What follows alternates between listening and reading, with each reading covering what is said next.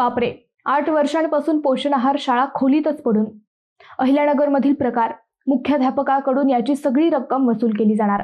शालेय विद्यार्थ्यांना मध्यान्ह भोजन म्हणून पुरविण्यात येत असलेला पोषण आहाराचा साठा तब्बल 8 वर्षांपासून एका शाळा खोलीत पडून असल्याचा प्रकार समोर आला आहे. नेवासा तालुक्यातील भेंडा बुद्रुक येथील जिजामाता माध्यमिक विद्यालयात गेल्या अनेक वर्षांपासून शालेय पोषण आहार पडून असल्याची तक्रार आल्यानंतर पंचनामा करण्यात आला.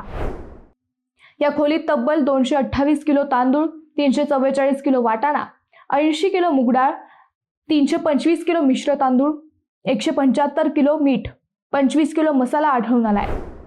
एकूण 1190 किलो साठ्याचा पंचनामा करून अधिकाऱ्यांनी ही खोली सील करण्यात आली आहे. करारनाम्यातील दरानुसार 1190 किलो धान्यादी मालाची 89,491 रुपये एवढी रक्कम मुख्याध्यापकाकडून वसूल करण्याचे आदेश प्राथमिक शिक्षणाधिकारी भास्कर पाटील यांनी 25 जून 2025 रोजी काढले. दरम्यान ही शाळा माध्यमिक असल्याने मुख्याध्यापकांकडून संबंधित रक्कम वसूल करण्याची व त्यांच्यावर उचित कारवाई करण्याबाबत प्राथमिक शिक्षणाधिकारी पाटील यांनी माध्यमिक शिक्षणाधिकाऱ्यांना पत्र देण्यात आले आहे.